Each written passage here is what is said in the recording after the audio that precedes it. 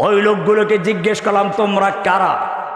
বলল যে ইমাম মাহদী আসার আগে একজন ইমাম মাহমুদ আসবে, যিনি ইমাম মাহদীকে পরিচয় করাইয়া দিবেন আমরা সেই কাফেলার সদস্য, মাহমুদ কাফেলার সদস্য ইমাম মাহমুদ। সেই ইমামের আবার কিছু লক্ষণও আছে, ল্যাংড়া হবে, দুর্বল হবে, নাটোরে বের হয়েছে। আমি বললাম ইমাম মাহদী নিজেও তো জানবেন না যে উনি ইমাম মাহদী, তাকে বানাবে লোকেরা, আর ওনাকে পরিচয় করে দেওয়ার জন্য ইমাম তৈরি হয়ে গেছে। আমি বললাম এটা ইমাম মাহদীর সৈনিক না। আল্লাহর রাসূল বলেছেন ইয়াকুনু ফি আখিরিজ জামানে দাজ্জালুনা কাজ্জাবুন, অসংখ্য দাজ্জাল বের হবে, মিথ্যাবাদী বের হবে।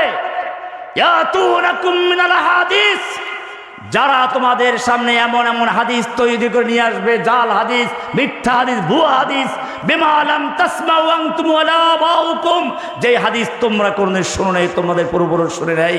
ফাইয়াকুম আইয়াহুম লা ইউদিল্লুনাকুম ওয়ালা ইফতিনুনাকুম, খবরদার তাদের থেকে তোমরা দূরে থাকবে, তাদেরকে তোমাদের থেকে দূরে রাখবে, যেন তারা তোমাদের পথভ্রষ্ট করতে না পারে, বিভ্রান্ত করতে না পারে। ওদের যত বড় শক্তি থাকুক না কেন, তোমাদের শক্তির উৎস আল্লাহ। যালিকা বিআন্নাল্লাহা মাওলাল্লাযীনা আমানু ওয়া আন্নাল কাফিরিনা লা মাওলা লাহুম, তোমাদের মাওলা আছে, নরেন্দ্র মোদীর মাওলা নেই, হাসিনার মাওলা নেই, আওয়ামী লীগের মাওলা নেই, যুবলীগের মাওলা নেই, শ্রমিক লীগের মাওলা নেই, ছাত্রলীগের মাওলা নেই, তোমাদের মাওলা আছে কে? যালিকা বিআন্নাল্লাহা মাওলাল্লাযীনা আমানু, মুমিনদের মাওলা কে? পাতি নেতাদের শিষ্যরা স্লোগান দেয় নেতা আছে, আছে, কোন সে নেতা? অমুক নেতা, আমরা সবাই অমুক সেনা, ভয় করি না বুলেট বোমা। আমি জিজ্ঞেস করতে চাই তোমরা কার সেনা? কোরআন তোমাদের পরিচয় দিয়েছে আলাদা করে। বাংলাদেশের সাধারণ জনগণের পরিচয় তারা বাংলাদেশী, আর সেনাবাহিনীদের আলাদা পরিচয় আছে, ঠিক কিনা? তাদের বাজেট আলাদা, সেনাবাহিনীর থাকার জায়গা আলাদা, তাদের চাল চলন পোশাকাদি আলাদা। কারণ কি জানেন? কারণ হচ্ছে একটা দেশের অস্তিত্ব এবং স্থায়িত্ব রক্ষা করার দায়িত্ব কাদের? ঠিক তেমনি ভাবে লা ইলাহা ইল্লাল্লাহ পরে যারা ঈমান এনেছো, তোমাদেরকে আল্লাহ দুইটা ভাগ করেছেন। একটা ভাগ হচ্ছে সাধারণ মুসলিম, হুয়া সাম্মাকুমুল মুসলিমিন, এর মধ্যে সকলেই আছে। কিন্তু আজকে তোমরা যারা তাওহীদ বুঝেছো, কোরআন হাদিসের জ্ঞান অর্জন করেছো, তোমাদের পরিচয় শুধু মুসলিম নয়, তোমাদের আরেকটা পরিচয় রয়েছে, তোমরা অমুকদের নেতা নয়। আল্লাহ বলেছেন ওয়ালিল্লাহি জুনুদুস সামাওয়াতি ওয়াল আরদ, আল্লাহর অনেক সৈন্য আছে আসমানে, অনেক সৈন্য জমিনে, আসমানের সৈন্য ফেরেশতা, জমিনের সৈন্য হচ্ছে তোমরা। ওয়ালিল্লাহি জুনুদুস সামাওয়াতি ওয়াল আরদ, সুতরাং তোমাদের একটা আলাদা পরিচয় আছে। তোমাদের পরিচয়, তোমরা কার সৈনিক? কার সৈনিক? তোমাদেরকে বলতে হবে আমরা সবাই আল্লাহর সেনা, ভয় করি না বুলেট বোমা। আমরা সবাই কার সেনা?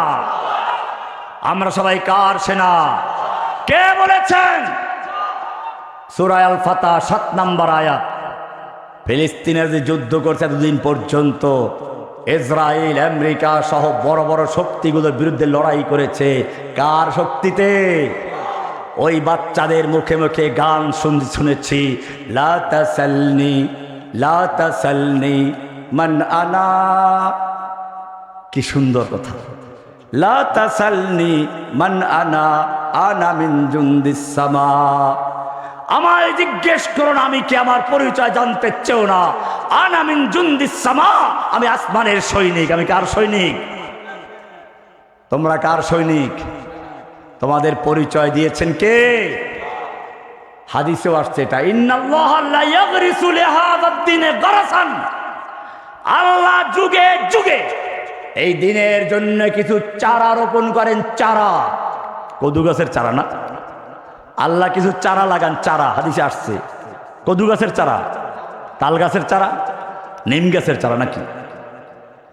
ইন্নাল্লাহা লা ইয়াগরিসু লিহাযাদ দ্বীনে গারাসান ইস্তামিলুহুম ফি তাআতিহি, আল্লাহ তাআলা প্রত্যেক প্রজন্মের ভিতরে প্রত্যেক যুগে যুগে কিছু চারা রোপণ করেন, চারা ইয়াস্তামিলুহুম ফি তাআতিহি, যাদেরকে আল্লাহ রাব্বুল আলামিন তার দ্বীনকে টিকিয়ে রাখার জন্য, দ্বীনকে বিজয়ী করার জন্য তার কাজে লাগান।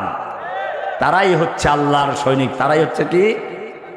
এজন্য ইমাম বুখারী রাহমাতুল্লাহ আলাইহির শারিহে বুখারী ইমাম ইবনে হাজার আসকালানী রাহমাতুল্লাহ আলাইহি তোমাদের উদ্দেশ্যে বলেছেন, ইয়া তালিবি ইলমিন নবী মুহাম্মাদিন, ওহে ইলমিন নববীর শিক্ষার্থীরা, চাই মাদ্রাসায় পড়ো, চাই স্কুলে পড়ো, কলেজে পড়ো, যারা কোরআন হাদিসের জ্ঞান অর্জন করছো, তোমরা জেনে রাখো মা আনতুমু ওয়া সাওয়াকুমু বিসাওয়াইন, জেনে রাখবে তোমরা এবং তোমাদের বাইরে যারা তারা সমান নও।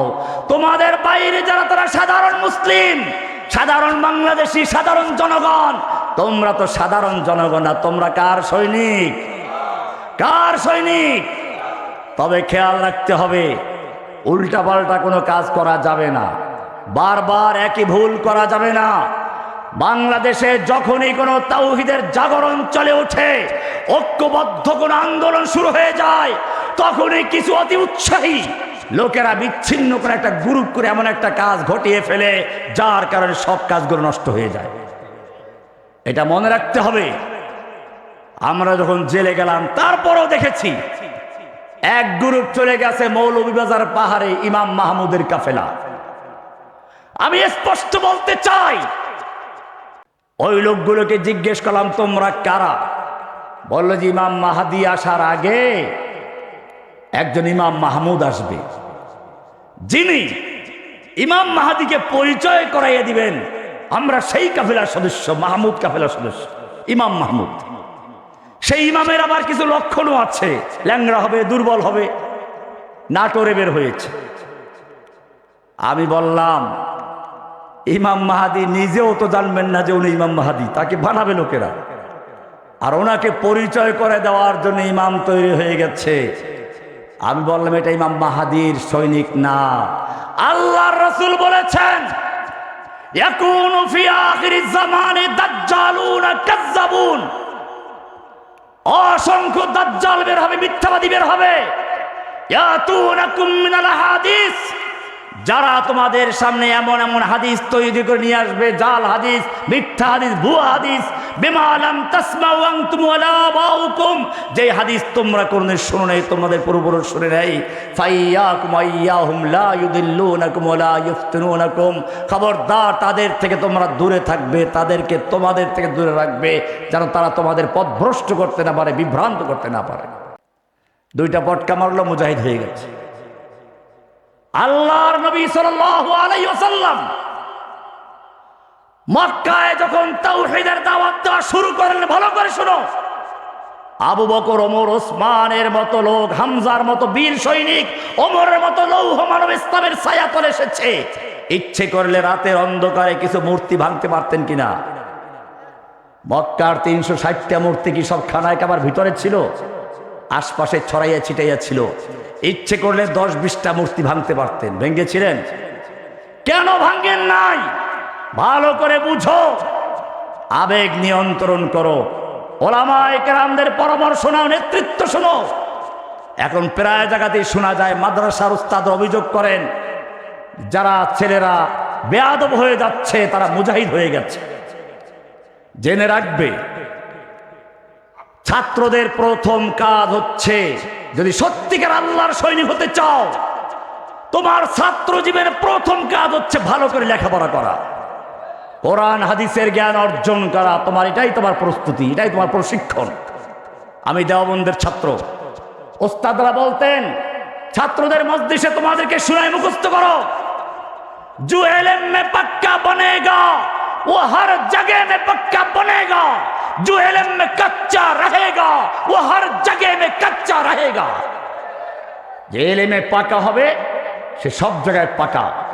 ইলমে পাকা মঞ্চে দাঁড় করে দাও পাকা খতিব, ইলমে পাকা মসজিদের মেহরাবে দাঁড় করে দাও পাকা খতিব, ইলমে পাকা হাদিসের কিতাব সামনে দাও পাকা উস্তাদ, ইলমে পাকা রাষ্ট্রের বড় বড় কাজে তাকে লাগিয়ে দাও সে বড় নেতা। ইলমে কাঁচা কোন জায়গায় সে পারবে না। আরো উল্টো একটা রিক্সা চালাই দিল, ভালো ভালো চালা খালে ফেলাই দিল।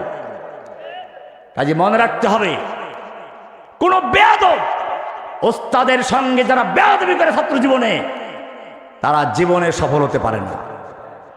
কাজে আমাদের কথা যদি সত্যিকার তোমার বুঝে এসে থাকে, এইরকম অভিযোগ যদি আমরা কোনো জায়গায় না শুনি যে ওনাদের লেকচার শুনে ছাত্ররা বেয়াদব হয়ে গেছে, আমরা যেন শুনতে পাই ওনাদের বক্তব্য শুনে ছাত্ররা উস্তাদের খেদমত করে, লেখাপড়ায় মনোযোগী বেশি হয়।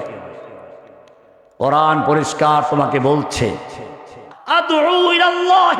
আমি আল্লাহর দিকে আহ্বান করি, কোন দলের দিকে নয়, কোন ব্যক্তির দিকে নয়। এই বাসিরা শব্দটা ভালো করে বুঝো। বাসিরা মানে জেনে বুঝে, বাংলা তর্জমা জেনে বুঝে। কিন্তু জেনে বুঝে বলতে কি বুঝায়? চারটা জিনিস মনে রাখে। কয়টা জিনিস? ভালো করে শুনো যারা কাজ করতে চাও। আলা বাসিরাতিন, বাসিরা মানে হচ্ছে প্রথম ধাপ। যেই কাজটা তুমি করবে সেই কাজটা কোরআন এবং হাদিস অনুযায়ী, রাসূলের জীবন অনুযায়ী, সাহাবায়ে কেরামদের জীবন অনুযায়ী সঠিক কিনা এটা প্রথম নিশ্চিত হও। তুমি যে কাজটা করতে যাচ্ছ সেটা ইসলামের কাজ কিনা, বাসিরা, এটা প্রথম সিদ্ধান্ত নাও। 2 নাম্বার, কাজটা সঠিক কিন্তু তোমার পদ্ধতিটা ভুল। কাজটা সঠিক, এখানেই বারবার ভুল হচ্ছে। একদল মনে করলো তাওহীদের দাওয়াত দেব, সারা বাংলাদেশে একযোগে বোম ফাটালে পরে কি হয়ে যাবে? ইসলাম কায়েম হয়ে যাবে। আমি ওই ছেলেগুলোর দোষ দিচ্ছি না, এর পিছনে কোনো বড় চক্রান্ত ছিল, ষড়যন্ত্র ছিল। তারা হয়তো জিহাদ বুঝেছে, কিন্তু আমি জিজ্ঞেস করলাম তোমরা যে সারা দেশে বোম ফুটালে এটা জিহাদ না দাওয়াত? তারা বলল আমরা জানান দিলাম। কিসের জানান দিলা? যদি এটা দাওয়াত হয়, দাওয়াতের ভাষা হচ্ছে সূরা তাহা 20 নম্বর সূরার 50 নম্বর আয়াত পড়ো, ইযহাবা ইলা ফিরাউনা ইন্নাহু তাগা।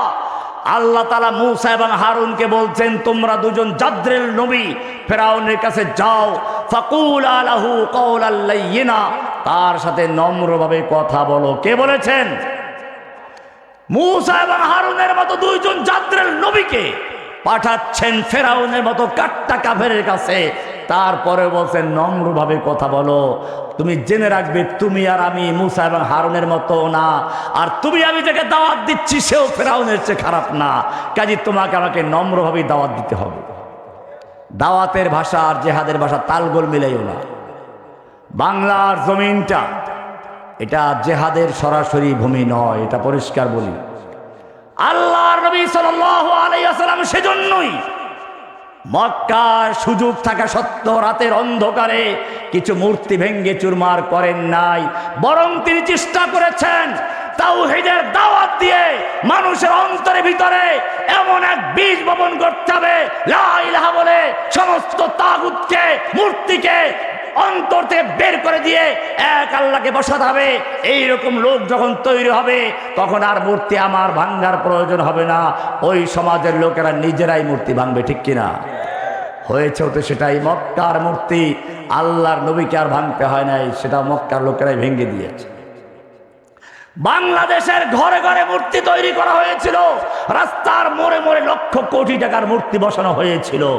কিন্তু এখানেও দেখেছেন এমন ঘৃণা, এমন ক্ষোভ তৈরি হলো যে মূর্তি ভাঙতে গেলে হয়তো কয়েক বছর লেগে যেত।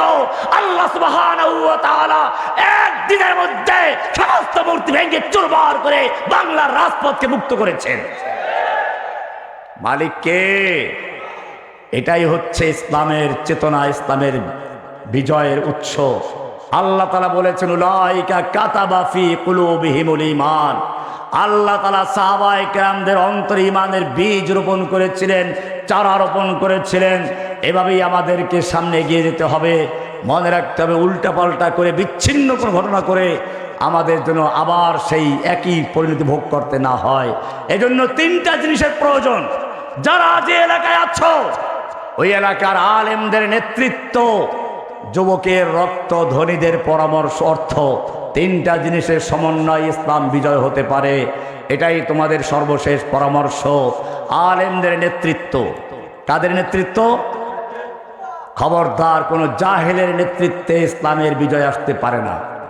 দুনিয়ায় কখনোই কোনো জাহেলের নেতৃত্বে ইমামের ইসলামের বিজয় আসে নাই। আল্লাহ তাআলা উলামায়ে কেরামদের সনদ দিয়েছেন, ইন্নামা ইয়াখশাল্লাহা মিন ইবাদিহিল উলামা। সুতরাং মনে রাখতে হবে, আলেমদের নেতৃত্বে, যুবকের শ্রম এবং রক্তে, ধনীদের অর্থের সমন্বয় ইসলাম বিজয় হতে পারে। আল্লাহ সুবহানাহু ওয়া তাআলা আমাদের সকলকে বিষয়গুলোকে বুঝার এবং আমল করার তৌফিক দান করুন, আমিন। ওয়া আখিরু দাওয়ানা আলহামদুলিল্লাহি রাব্বিল আলামিন ওয়া সাল্লাল্লাহু তাআলা আলা নবিয়িনা মুহাম্মদ ওয়া আলা আলিহি ওয়া সাহবিহি আজমাইন। আসসালামু আলাইকুম ওয়া রাহমাতুল্লাহি তাআলা ওয়া বারাকাতুহু।